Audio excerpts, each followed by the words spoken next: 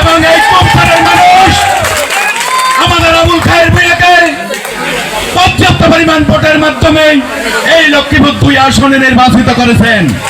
তাই আমি আজকে আমাদের এই সম্মেলনে আমাদের নেতা, আমাদের মাননীয় সংসদ সদস্য জনাব আবুল খায়ের ভূঁইয়ার সাথে আলোচনা করে এবং আমাদের জেলা বিএনপির সভাপতি সাধারণ সম্পাদকের সাথে আলোচনা করে আমাদের সদর উপজেলা যুবদলের নেতৃবৃন্দের সাথে আলোচনা করে এই ইউনিয়ন বিএনপির সভাপতি সেক্রেটারির সাথে আলোচনা করে এবং সদর উপজেলা বিএনপির সভাপতি সেক্রেটারির সাথে আলোচনা করে এই ইউনিয়ন যুবদলের আহ্বায়ক কমিটি আমরা ইনশাআল্লাহ ফিরেই ঘোষণা করব।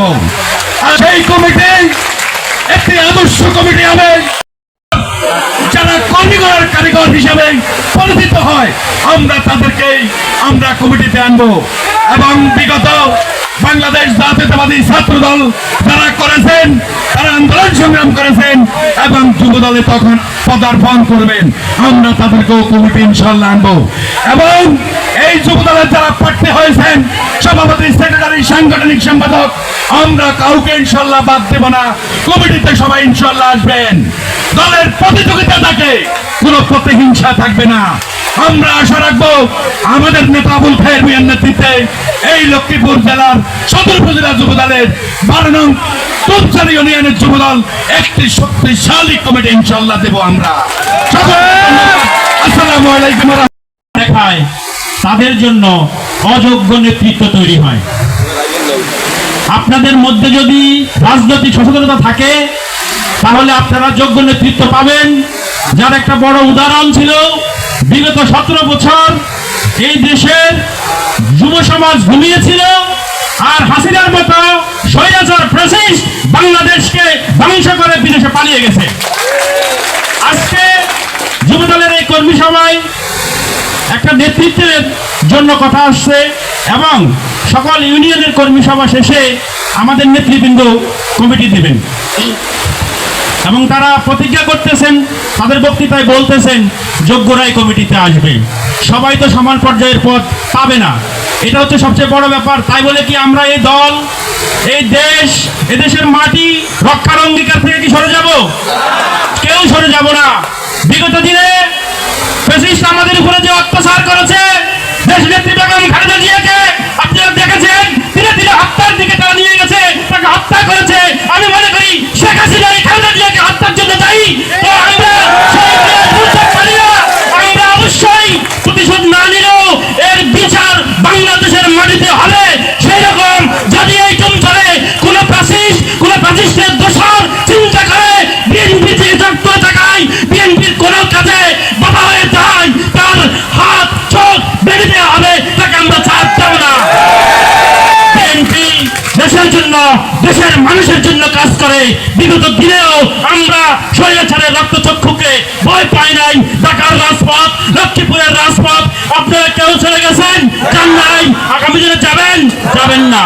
আমি বলতে চাই, এখানে যিনি বা যারা আছেন বিএনপির কাছে বাধা হয়ে দাঁড়াতে চাচ্ছেন, বিএনপিকে আপনারা এখনো রক্তচক্ষু দেখাতে চাচ্ছেন, কোন সম্পর্ক, কোন কিছু এই বিএনপির অগ্রযাত্রাকে থামিয়ে দিতে পারবে না, সেই সুযোগ আপনাকে দেওয়া হবে না।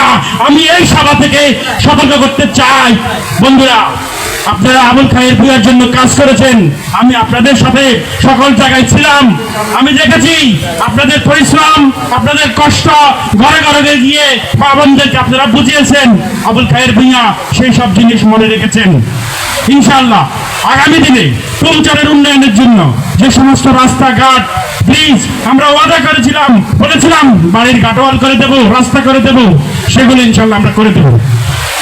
গতকালকেও মাননীয় সংসদের সাথে আমি দেখা করেছিলাম, আমি বলেছি যে এই জায়গাগুলোতে সমস্যা আছে, আপনাকে সেই দিকে মনোযোগ দিতে হবে। তিনি একমত হয়েছেন। গতকালকে আমরা কয়েকটা বিষয়ে উনার থেকে দিয়ে চেয়েছি, উনি দিয়ে দিয়েছেন। ইনশাআল্লাহ আগামী দিনে আপনাদের এই কাজগুলো হয়ে যাবে। বন্ধুরা, যে কমিটি আসবে সেই কমিটির জন্য শুভকামনা। এখনো পর্যন্ত আপনারা উপস্থিত রয়েছেন, আমি সকলকে আবারও ধন্যবাদ জানাই এবং আগামী দিনে যারা নেতৃত্ব দেবেন এবং তাদেরকে নেতৃত্ব দেওয়ার জন্য সঠিক নেতৃত্ব, নেতাগিরি আসলে আমরা অনেকেই করি। নেতৃত্ব দিতে গেলে আমরা অনেকে, কেউ কামের নেতা হয়, কেউ নামের নেতা হয়। আমরা যেন নামের নেতা না হয়, আমরা যেন কামের নেতা হই। আমরা যেন কামের জন্য নেতৃত্ব দিতে পারি। আমরা যেন দলের দুঃসময়ে আমরা যেইভাবে এই দলকে আগলে রেখেছি, আপনারা অনেক কষ্ট করেছেন, অনেক পরিশ্রম করেছেন। এই দলের এমন এক বিভীষিকাময় পরিস্থিতি ছিল, যেই মুহূর্তে আমাদের নেতা কর্মী কেউই আমরা স্বাভাবিকভাবে আমরা জীবনযাপন করতে পারি নাই। আমাদের কথা বলার স্বাধীনতা ছিল না, আমাদের মিছিল মিটিং করার স্বাধীনতা ছিল না। আমাদের এই দল করতে গিয়ে আমাদের অসংখ্য দলের নেতাকর্মী অনেক আহত হয়েছে, অনেকেই নিহত হয়েছে, অনেকে জেল জুলুমের নির্যাতনের শিকার হয়েছে। আমরা যেন এই সমস্ত কর্মীদেরকে আমরা যেন ভুলে না যাই। আমরা আমাদের প্রত্যেকের জায়গা থেকে আমরা যারা নেতৃত্বে পর্যায়ে রয়েছি, আমরা হোক সে ওয়ার্ড পর্যায়ের, হোক উপজেলা পর্যায়ের, হোক জেলা পর্যায়ে, আমাদের এই কর্মীদেরকে দিয়ে আজকে আমরা রাষ্ট্রীয় ক্ষমতায়, আমরা এই কর্মীদেরকে দিয়ে আজকে স্ত্রীতে বড় বড় বক্তৃতা করি। আমরা আজকের এই কর্মীদেরকে দিয়ে আমরা বড় বড় বক্তৃতা দিই। আমরা এই কর্মীদেরকে দিয়ে আজকে নেতৃত্বের আসনে এসেছি। এই কর্মীরা যদি না থাকতো, এই কর্মীরা যদি আন্দোলন সংগ্রামে না থাকতো, এই কর্মীরা এই সেদিন এই ফ্যাসিস্টকে হটানোর জন্য নিজের সর্বোচ্চ জীবন বাজি এই কর্মীরা রেখেছে। এই জন্য এই কর্মীরা যেন সব সময় আমরা যেন এই কর্মীদেরকে কোনোভাবে যেন ভুলে না যাই।